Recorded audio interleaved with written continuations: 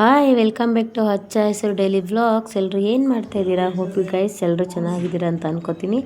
ನಾನು ಕೂಡ ತುಂಬ ಚೆನ್ನಾಗಿದ್ದೀನಿ. ಇದು ಬಂದು ಸಂಕ್ರಾಂತಿ ಹಬ್ಬದ ವ್ಲಾಗ್ ಆಗಿರುತ್ತೆ. ಗುರುವಾರ ನಾನು ಬೆಳಗ್ಗೆ ಬೇಗನೆ ಎದ್ದು ಪೂಜೆ ಎಲ್ಲ ಮಾಡಿಕೊಂಡು ಮನೆಯಲ್ಲಿ ಅಡುಗೆ ಎಲ್ಲ ಮಾಡಿ ನೆಕ್ಸ್ಟು ನಾನು ನಮ್ಮನೆ ದೇವರಿಗೆ ಹೋಗಬೇಕಾಗಿತ್ತು. ನಮ್ಮನೆ ದೇವ್ರು ಬಂದು ಆದಿಚುಂಚನಗಿರಿ ಕಾಲಭೈರವೇಶ್ವರ. ಡೈಲಿ ವ್ಲಾಗ್ಸ್ ಕಡೆಯಿಂದ ಎಲ್ಲರಿಗೂ ಮಕರ ಸಂಕ್ರಾಂತಿಯ ಹಾರ್ದಿಕ ಶುಭಾಶಯಗಳು. ನಾನು ಮತ್ತು ನನ್ನ ಫ್ರೆಂಡ್ ಫ್ಯಾಮಿಲಿ ಎಲ್ಲರೂ ಹೋಗ್ತಿದ್ವಿ. ನನ್ನ ಫ್ರೆಂಡ್ ಫ್ಯಾಮಿಲಿ ಅವ್ರದ್ದು ಕೂಡ ಕಾಲಭೈರವೇಶ್ವರನೇ, ಅವ್ರ ಮನೆ ದೇವರು ಕೂಡ, ನಮ್ಮ ಮನೆ ದೇವರು ಕೂಡ ಕಾಲಭೈರವೇಶ್ವರನೇ.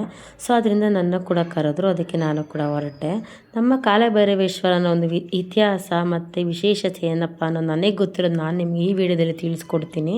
ಸೊ ಇನ್ನೂ ಯಾರೆಲ್ಲ ನನ್ನ ಚಾನಲ್ ಸಬ್ಸ್ಕ್ರೈಬ್ ಮಾಡಿಲ್ಲ, ಸೊ ಪ್ಲೀಸ್ ಸಬ್ಸ್ಕ್ರೈಬ್ ಮಾಡ್ಕೊಳ್ಳಿ, ಹಾಗೆ ಶೇರ್ ಮಾಡಿ, ಲೈಕ್ ಮಾಡಿ, ಕಮೆಂಟ್ ಮಾಡಿ.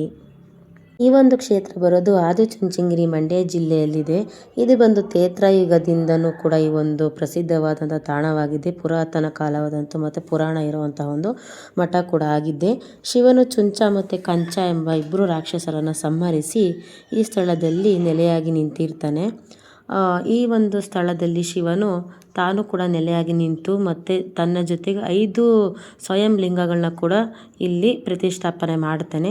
ಸೊ ಈ ಒಂದು ಲಿಂಗಗಳನ್ನ ನಮ್ಮ ಕ್ಷೇತ್ರ ಪಾಲಕನಾದ ಕಾಲಭೈರವೇಶ್ವರನು ಕಾಯಬೇಕು ಅಂತೇಳಿ ಕ್ಷೇತ್ರ ಪಾಲಕನನ್ನು ಶಿವನು ಸೃಷ್ಟಿ ಮಾಡ್ತಾನೆ. ಅದೇ ನಮ್ಮ ಕಾಲಭೈರವೇಶ್ವರ.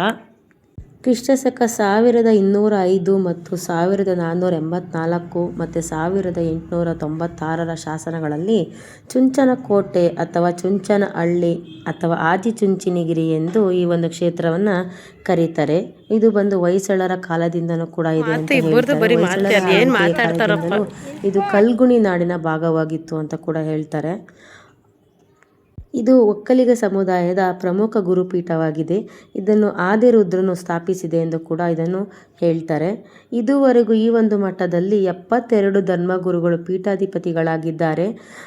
ಪ್ರಶಸ್ತವಾದ ಧ್ಯಾನ ಈಗಿನ ಒಂದು ದಿನಗಳಲ್ಲಿ ನಮ್ಮ ಶ್ರೀ ಬಾಲಗಂಗಾಧರನಾಥ ಸ್ವಾಮೀಜಿ ಅವರ ಕಾಲವಾದ ನಂತರ ನೆಕ್ಸ್ಟು ನಮ್ಮ ಬಂದಿದ್ದವರೇ ನಿರ್ಮಲಾನಂದನಾಥ ಸ್ವಾಮೀಜಿ ಅವರು ಇವಾಗ ಮುಖ್ಯಸ್ಥರಾಗಿ ಮತ್ತು ಪೀಠಾಧಿಪತಿಯಾಗಿ ಇಲ್ಲಿನ ಒಂದು ಕಾರ್ಯವೈಖರಿ. ಅನ್ನಪೂರ್ಣೇಶ್ವರಿ ದೇವರು, ಸ್ತಂಭಾಂಬಿಕೆ ಮತ್ತು ಮಾಳಾಂಬಿಕಾ ದೇವರು ಇಲ್ಲಿ ಬಂದು ಮೇನ್ ಆಗಿ ನಾವು ಇಲ್ಲಿ ಕಾಲಭೈರವೇಶ್ವರನ ದೇವಾಲಯ ಮತ್ತು ಪ್ರತಿ ವರ್ಷ ಫಾಲ್ಗುಣ ಶುದ್ಧ ಹುಣ್ಣಿಮೆಯಂದು ನಡೆಯುವ ರಥೋತ್ಸವಕ್ಕೆ ಇಲ್ಲಿ ಲಕ್ಷಾಂತರ ಜನ ಸೇರ್ತಾರೆ.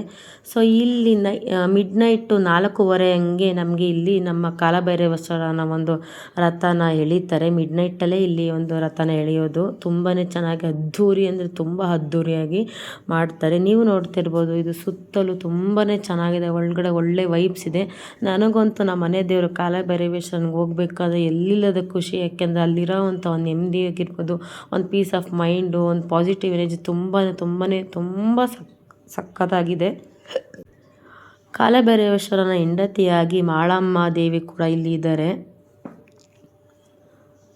ಸೊ ನೋಡ್ತಾ ಇರ್ಬೋದು ನೀವು ಇಲ್ಲಿ 101 ಕಾಲಭೈರವನ ಹೆಸರು ಕೂಡ ಇಲ್ಲಿ ಹಾಕಿದ್ದಾರೆ. ಗೋಡೆ ಮೇಲೆ ಕಾಲಭೈರವನ ಕೂಡ ಇಲ್ಲಿ ಕೆತ್ತಿದ್ದಾರೆ.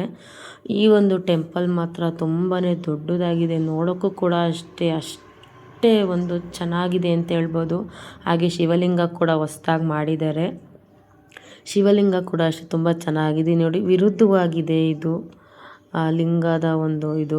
ಸೊ ಹಾಗೆ ಮೆಟ್ಲು ಹತ್ಕೊಂಡು ಹೋಗಬೇಕು. ಇಲ್ಲಿ 1001 ಮೆಟ್ಲಿದ್ದಾರೆ ಅಂತ ಹೇಳ್ತಾರೆ. ಬಟ್ ನಾವು ಇದುವರೆಗೂ ಕೂಡ ಎಣಿಸಿಲ್ಲ. ಬಟ್ ಮೆಟ್ಲಂತೂ ತುಂಬಾ ಇದೆ. ಟೆಂಪಲ್ ಅಂತೂ ತುಂಬಾ ದೊಡ್ಡದು, ನಿಮ್ಗೆ ಹೇಳೋಕ್ಕೆ ಆಗಲ್ಲ. ಇನ್ನೂ ಯಾರೆಲ್ಲ ನಮ್ಮ ಈ ಒಂದು ಕಾಲಭೈರವೇಶ್ವರ ಆದಿಚುಂಚನಗಿರಿ ದೇವಸ್ಥಾನನ ನೋಡಿಲ್ಲ, ಒಂದ್ಸಲಿ ವಿಸಿಟ್ ಮಾಡಿ ನೋಡಿ. ನಿಮಗೆ ಅನಿಸುತ್ತೆ ಆ ಒಂದು ಪಾಸಿಟಿವ್ ವೈಬ್ಸು ಯಪ್ಪ ಹೇಳೋಕ್ಕೆ ಆಗಲ್ಲ. ಮತ್ತು ಅಲ್ಲಿನ ಒಂದು ವ್ಯೂಸ್ ಅಂತೂ ತುಂಬಾ ಸಕ್ಕತ್ತಾಗಿದೆ. ಸೊ ನಾವು ಹಾಗೆ ನಮ್ಮ ಕಾಲಭೈರವೇಶ್ವರನ ದರ್ಶನ ಮುಗಿಸ್ಕೊಂಡು ನೆಕ್ಸ್ಟ್ ನಾವು ಮುಂದೆ ಮೇಲಕ್ಕೆ ಹೋಗ್ತಾ ಇದ್ದೀವಿ. ಸೊ ಮೇಲ್ಗಡೆ ಹೋಗೋ ಜಾಗದಲ್ಲಿ ಇಲ್ಲಿ ನೋಡಿ ಒಂದು ಯಾವುದೋ ಒಂದು ಪ್ರಾಚೀನ ಕಾಲದ್ದು ಏನೋ ಒಂದು ಮಾಡ್ತಾ ಇದ್ದಾರೆ. ಅದು ಒಂದು ಕೂಡ ಚೆನ್ನಾಗಿದೆ, ಆಲ್ರೆಡಿ ಕಟ್ಟಿದ್ದಾರೆ, ಚೆನ್ನಾಗಿದೆ. ಇಲ್ಲಿ ಬಂದು ದೊಡ್ಡ ಗಣಪತಿನ ಲಾಸ್ಟ್ 2 ಇಯರ್ಸ್ ಅಥವಾ 3 ಇಯರ್ಸ್ ಬ್ಯಾಕಿಂದ ಇದನ್ನು ಕೆತ್ತಿದ್ದಾರೆ ಅಂತ ಹೇಳ್ಬೋದು. ತುಂಬಾ ಮೆಟ್ಲಿದೆ ಮೇಲ್ಗಡೆ ಗವಿಗಂಗಾಧರೇಶ್ವರಗೆ ಹೋಗ್ಬೇಕಾದಂದರೆ ಇಲ್ಲಿ ಮೆಟ್ಲು ಹತ್ಕೊಂಡೆ ಹೋಗ್ಬೇಕು. ನಾವು ಭೈರವೇಶ್ವರಂಗೆ ಹತ್ಕೊಂಬರ್ಬೇಕು, ಕೆಳಗಿಂದ ಕೂಡ ಮೆಟ್ಲು ಹತ್ಕೊಂಡೆ ಬರಬೇಕು. ಸೊ ಕಾರಲ್ಲಿ ಬರೋರು ಕಾರ್ನ ಆ ಕಡೆಯಿಂದ ಪಾರ್ಕಿಂಗ್ ಮಾಡಿಕೊಂಡು ಆ ಕಡೆಯಿಂದ ಕೂಡ ಬರ್ಬೋದು, ಇಲ್ಲ ಮೆಟ್ಲು ಹತ್ಕೊಂಡು ಬರ್ತೀನಿ ಅಂದರೂ ಕೂಡ ಮೆಟ್ಲು ಹತ್ಕೊಂಡು ಬರ್ಬೋದು. ನೋಡಿ ನೀವು ಈ ಥರ ವ್ಯೂಸ್ನ ನೋಡ್ತಾ ಇರ್ಬೋದು. ಸುತ್ತ ಗೋಪುರ, ಗಿಡ ಮರ ಸೊಪ್ಪವಾಗಿದೆ. ಮಾತ್ರ ಎಲ್ಲೂ ಕೂಡ ಈ ಥರದೊಂದು ವೈಬ್ ಸಿಗೋದ, ಮತ್ತು ನಿಮ್ಗೆ ಒಂದು ಈ ಥರ ವ್ಯೂ ಸಿಗೋದಿಲ್ಲ. ತುಂಬಾ ಸಕ್ಕತ್ತಾಗಿದೆ. ಬಸವಣ್ಣನೂ ಅಷ್ಟೇ. ಇಲ್ಲಿ ನೋಡಿ, ಮುಂಚೆ ಇಲ್ಲಿ ಬಸವಣ್ಣಂಗೆ ನಾವು 3 ರೌಂಡ್ ಸುತ್ತಾಕ್ಬೇಕಾದಾಗ ಫುಲ್ಲು ಚಿಕ್ಕ ಇತ್ತು ಜಾಗ, ಎಲ್ಲಿ ಬಿದ್ದೋಗ್ಬಿಡ್ತೀವಪ್ಪ ಕೆಳಗಡೆ ಅನ್ನೋ ಥರ ಫೀಲ್ ಆಗ್ತಿತ್ತು.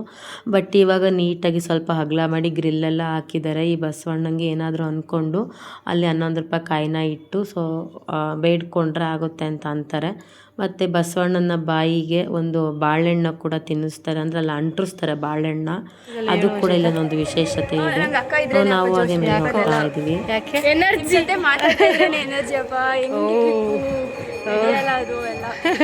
ಎನರ್ಜಿ. ಹೌದಾ, ಸರಿ, ಹಂಗ ನೆಕ್ಸ್ಟ್ ಹೋಗ್ತಾ ಇದೀವಲ್ಲ ಬಾಳ್. ಇಲ್ಲಿ ನೋಡಿ, ಇದು ಗವಿಸಿದ್ದೇಶ್ವರ. ಒಳಗಡೆ ಮೇಲೆ ಬಂದ್ವಲ್ಲ, ಇದು ಬಂದು ಗವಿಸಿದ್ದೇಶ್ವರ. ಫುಲ್ ಮೇಲಕ್ಕೆ ಹೋಗಬೇಕು. ಇಲ್ಲಿ ಹೋಗ್ಬೇಕಾದಾಗ ಸ್ವಲ್ಪ ಹುಷಾರಾಗಿ ಎತ್ಕೊಂಡು ಹೋಗ್ಬೇಕು ನಾವು, ಯಾಕೆಂದರೆ ಕಿರಿದಾದಂಥ ಜಾಗ ಇದು ಸಿಕ್ಕಾಪಟ್ಟೆ. ಸೊ ಇಲ್ಲಿ ನೋಡಿ, ಬಳೆನೆಲ್ಲ ಇಲ್ಲೆಲ್ಲ ಹಾಕ್ಬಿಟ್ಟಿದೆ. ಯಾರೋ ಒಬ್ಬರು ಏನೋ ಮಾಡ್ತಾರೆ ಅಂತ ಎಲ್ಲರೂ ಕೂಡ ಅದನ್ನೇ ಮಾಡ್ತಾರೆ. ಇಲ್ಲಿ ಮೇಲೆ ಹತ್ತೋಬೇಕಾದಾಗೆಲ್ಲ ಚಿಕ್ಕದಾದಂಥ ಜಾಗಗಳಿರುತ್ತೆ, ಅಲ್ಲೆಲ್ಲ ಕಾಲಿಗೆ ಚುಚ್ಚುತ್ತೆ ಅನ್ನೋ ಕಾಮನ್ ಸೆನ್ಸ್ ಕೂಡ ನಮ್ಮ ಜನಕ್ಕಿರಲ್ಲ. ಏನು ಮಾಡ್ತೀರಾ ನೋಡಿ, ಅಲ್ಲೆಲ್ಲ ಬಳೆಗಳನ್ನ ಹಾಕಿರ್ತಾರೆ. ಸೊ ಇಲ್ಲಿ ನೋಡಿ, ಇಲ್ಲಿ ಫುಲ್ ಮೇಲಕ್ಕೆ ಈ ಥರ ಹಿಂಗೆ ಹತ್ತಿ ಹೋಗ್ಬೇಕು. ಇದೊಂಥರ ದೇವಸ್ಥಾನ ಮುಗಿಸ್ಕೊಂಡು ಮಿನಿ ಟ್ರೆಕ್ಕಿಂಗ್ ಥರ ಅನಿಸುತ್ತೆ. ಮೇಲಿಗೆ ಬೆಟ್ಟ ಮೇಲೆ ಹೊತ್ತಿ ಅಲ್ಲೂ ಕೂಡ ಶಿವಲಿಂಗ ಕೂಡ ಇದೆ. ಹೇಳಿದ್ನಲ್ಲ ಆಗಲೇ ನಿಮಗೆ, ಇಲ್ಲಿ ಶಿವನು ಸ್ವತಃ ಬಂದು ನೆಲೆಸಿ ಅದಾದಮೇಲೆ 5 ಲಿಂಗಗಳನ್ನ ಇಲ್ಲಿ ಪ್ರತಿಷ್ಠಾಪನೆ ಮಾಡಿರ್ತಾನೆ. ಆ 5 ಲಿಂಗಗಳಲ್ಲಿ ಇದು ಒಂದು 2ನೇ ಲಿಂಗ ಬರುತ್ತೆ.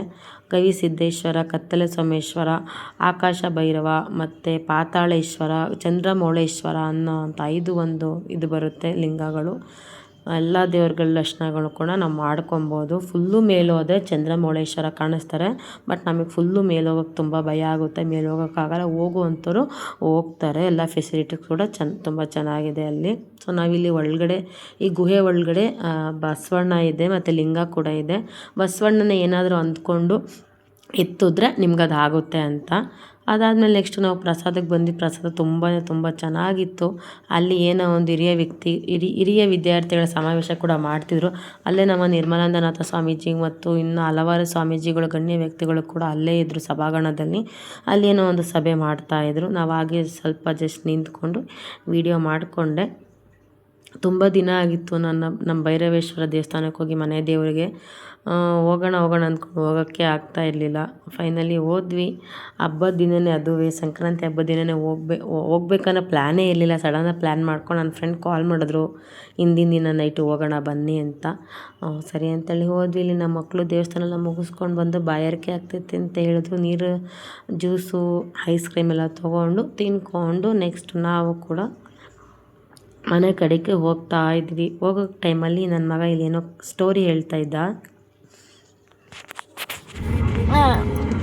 ಒಂದು ದಿವಸ ಒಂದು ಪೇಂಟರು ಪೇಂಟ್ ಮಾಡಬೇಕಾಗ ಒಂದು ಐಡಿಯಾ ಬರುತ್ತೆ. ಅವ್ನು ಫುಲ್ ಡ್ರಾಯಿಂಗ್ನ ಮುಗಿಸ್ಬಿಟ್ಟು ಅದಪ್ಪ ರೋಡ್ ಸೈಡ್ ಇರ್ತಾನೆ. ಆ ರೋಡ್ ಸೈಡ್ ಹತ್ತ ಒಂದು ಲೆಟರ್ ಬರೆದಿರ್ತಾನೆ, ಏನಂದ್ರೆ ಏನೇನು ಮಿಸ್ಟೇಕ್ ಇದೆಯೋ ಅದಕ್ಕೆ ಸರ್ಕಲ್ ಹಾಕಿ ಅಂತ. ಆವಾಗ ಎಷ್ಟೊಂದು ಜನ ಸರ್ಕಲ್ ಹಾಕಿದ್ದವನಿಗೆ ಬೇಜಾರಾಗುತ್ತೆ. ಅದಕ್ಕೆ ಫ್ರೆಂಡ್ ಬಂದು ಹೇಳ್ತಾರೆ, ನಾನು ಹಿಂಗೇನೋ ಐಡಿಯಾ ತೋರಿಸಿನ ಅಂತ ಹೇಳ್ತಾರೆ. ಆಮೇಲೆ ಪೇಂಟಿಂಗ್ ಮಾಡೋಕ್ಕೆ ಹೇಳು ಅಂತ ಹೇಳ್ತಾರೆ. ಅವಾಗ ಪೇಂಟಿಂಗ್ ಮಾಡಾದ್ಮೇಲೆ ಲೆಟರ್ನ ಅವ್ರು ಬರೀತಾರೆ. ಏನಂತ ಅವ್ರ ಫ್ರೆಂಡ್ ಏನಂತ ಬರೀತಾರೆ ಅಂದರೆ, ಇಲ್ಲಿ ಏನಾರ ಡ್ರಾಯಿಂಗ್ ಏನೋ ಮಿಸ್ಟೇಕ್ ಆಗಿದೆ ತಿದ್ದಿ ಅಂತ ಬರೆದಿರ್ತಾರೆ. ಅವಾಗ ಇದ್ದಾಗ ಯಾರು ನೋಡೋ ಇರಲ್ಲ, ಯಾಕಂದ್ರೆ ನಾವು ನಮ್ಮ ಜೀವನದಲ್ಲಿ ಮಿಸ್ಟೇಕ್ ಎಲ್ಲರೂ ಕಂಡುಹಿಡಿತಾರೆ, ತಿದ್ದಿ ಅಂದ್ರೆ ಯಾರು ತಿದ್ದಲ್ಲ. ಅಪ್ಪ ಕ್ಲಾಪ್ ಹೊಡಿರಪ್ಪ ಇವಾಗ. ನಾನು ನೋಡಿದ್ದೀನಿ. ಅಲ್ಲಿಂದ ನಾವು ನೆಕ್ಸ್ಟ್ ಬಂದಿದ್ದು ಮುಳ್ಕಟ್ಟಮ್ಮ. ನನ್ನ ಫ್ರೆಂಡ್ ಅವರ ಹೆಣ್ಣು ದೇವರು ಬಂದು ಮನೆ ದೇವರು. ಆ ಮುಳ್ಕಟ್ಟಮ್ಮ ಬಂದು. ಸೊ ನಾನು ಈ ಟೆಂಪಲ್ಗೆ ಸೆಕೆಂಡ್ ಟೈಮ್ ಬಂದರೆ, ಅಂದರೆ ಫಸ್ಟ್ ಟೈಮ್ ಬಂದಾಗ ಕ್ಲೋಸ್ ಆಗಿಬಿಟ್ಟಿತ್ತು ಟೆಂಪಲ್ಲು. ಸೊ ಇದು ಬಂದು ಸೆಕೆಂಡ್ ಟೈಮು ನಾನು ಹೋಗ್ತಾ ಇರೋದು. ಒಳಗಡೆ ಹೋದೆ, ಒಂಥರ ಖುಷಿ ಆಯಿತು ಟೆಂಪಲಿಗೆ ಬಂದಾಗ. ನಾನು ಕೂಡ ನಾನು ಫಸ್ಟ್ ಟೈಮ್ ಬಂದಾಗ ಫುಲ್ ಕ್ಲೋಸ್ ಆಗಿಬಿಟ್ಟಿತ್ತಲ್ವ. ಸೊ ಇದು ಸೆಕೆಂಡ್ ಟೈಮ್ ಅಂದರೆ ಫಸ್ಟ್ ಟೈಮ್ ಅನ್ನೋದು ಲೆಕ್ಕ ಥರನೇ ಒಳಗೆ ಹೋಗಿ ನೋಡ್ತಾ ಇರೋದು. ಇದು ಕೂಡ ಅಷ್ಟು ತುಂಬಾ ಚೆನ್ನಾಗಿದೆ. ಮುಳ್ಕಟ್ಟಮ್ಮ ದೇವರು, ಅಲ್ಲಿಂದ ಭೈರವೇಶ್ವರನಿಂದ ಒಂದು 1/4 ಗಂಟೆ ಅಷ್ಟೇ ಈ ದೇವಸ್ಥಾನಕ್ಕೆ ಹೋಗಬೇಕು. ಒಳಗಡೆ ದೇವ್ರ ವೀಡಿಯೋ ಮಾಡೋಕ್ಕೆ ಬಿಡೋಲ್ಲ. ಒಳಗಡೆ ದೇವ್ರು ಇಷ್ಟಿದೆ, ಒಂಥರ ತುಂಬಾ ಚೆನ್ನಾಗಿತ್ತು. ದರ್ಶನ ಕೂಡ ಅಷ್ಟು ತುಂಬ ಚೆನ್ನಾಗಾಯಿತು. ನಮ್ಮ ಭೈರವೇಶ್ವರನ ದೇವಸ್ಥಾನದಲ್ಲೂ ಅಷ್ಟು ಜನ ಇರಲಿಲ್ಲ. ದರ್ಶನ ಅಂತೂ ಸಿಕ್ಕಾಪಟ್ಟೆ ಚೆನ್ನಾಗಾಯಿತು. ಇಲ್ಲೂ ಕೂಡ ಅಷ್ಟೊಂದು ಜನನೇ ಇರಲಿಲ್ಲ, ಸ್ವಲ್ಪ ಜನ ಇದ್ದರು. ಹಬ್ಬ ಎಲ್ಲರೂ ಮನೇಲಿ ಹಬ್ಬ ಮಾಡ್ತಾಯಿದ್ರು. ಹಂಗೂ ಕೂಡ ಸ್ವಲ್ಪ ಮೀಡಿಯಮಾಗಿ ಜನ ಇದ್ದರು. ಎಂಟೂರುಗಳಲ್ಲಿ ಆಲ್ಮೋಸ್ಟ್ ಜನಗಳಿದ್ದೇ ಥರ. ಬಟ್ ನಾವು ಹೋದಾಗ ಅಷ್ಟು ಜನ ಇರಲಿಲ್ಲ. ಸರಿ ಅಂತೇಳಿ ನಾವು ದರ್ಶನ ಎಲ್ಲ ಮುಗಿಸ್ಕೊಂಡು ಕೂಡ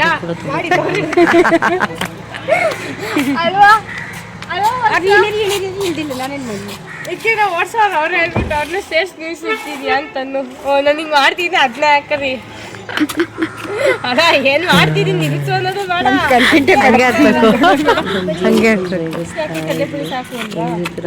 ಮಾಡ್ತಾ ಇದ್ದೀರಕ್ಕ ಅಂತ. ಅದಾದಮೇಲೆ ನಾವು ನೆಕ್ಸ್ಟು ಮನೆ ಕಡೆಗೆ ಹೊರಟಿವಿ. ಮನೆ ಕಡೆಗೆ ಹೋಗೋ ಜಾಗದಲ್ಲಿ ಇಲ್ಲಿ ಒಂದು ಕಡೆ ನಾವು ಕಾರ್ನ ನಿಲ್ಲಿಸ್ಕೊಂಡು ಕಡಲೆಪುರಿ ತಿನ್ಕೊಂಡು, ಮನೆಯಿಂದ ನನ್ನ ಫ್ರೆಂಡು ಕಡಲೆಕಾಯಿ ಎಲ್ಲ ಬೇಯಿಸ್ಕೊಂಡು ತಂದಿರೋ ತಿನ್ಕೊಂಡು ತಿಂತಾಯಿದ್ವಿ. ಇಲ್ಲಿ ನೋಡಿ ಅವ್ರ ಫ್ರೆಂಡ್ ಮಗಳು ಕಡಲೆ ಬೀಜ ಎಲ್ಲ ಬಿಡಿಸ್ಕೊಂಡು ಅದಕ್ಕೆ ಉಪ್ಪು ಖಾರ ಹಾಕೊಂಡು ಫುಲ್ ಮಸಾಲೆ ಹಾಕೊಂಡು ತಂದಳು. ಹೆವಿ ಖಾರ ಮಾಡಿಬಿಟ್ಟಿದ್ಲು. ಅವಳಿಗೆ ಕಣ್ಣಲ್ಲಿ ನೀರು ಬರ್ತಾಯಿತ್ತು. ನೆಕ್ಸ್ಟು ತೊಗೊಂಬಂದಿರೋದನ್ನೆಲ್ಲ ಖಾಲಿ ಮಾಡಿ ನಿಧಾನಕ್ಕೆ ತಿನ್ಕೊಂಡು ಆ ಪ್ಲೇಸ್ನ ಎಂಜಾಯ್ ಮಾಡ್ಕೊಂಡು, ಇಲ್ಲಿ ನಮ್ಮ ಹುಡುಗರು ಫೋಟೋಶೂಟ್ ಕೂಡ ಮಾಡ್ಕೊತಾಯಿದ್ರು. ಜೀವಿತ ಮತ್ತು ವರ್ಷಿತಾ ಬಂದ ಜೀವಿತ ಅವರ ಅತ್ತೆ ಮಗಳು. ಸೊ ಎಲ್ಲರೂ ಅದೆಲ್ಲ ತಿನ್ಕೊಂಡು ಎಂಜಾಯ್ ಮಾಡಿಕೊಂಡು ಮನೆ ಕಡೆಗೆ ಹೊರಟಿವಿ. ಇದಾಗಿತ್ತು ನನ್ನ ಸಂಕ್ರಾಂತಿ ಹಬ್ಬದ ವ್ಲಾಗ್.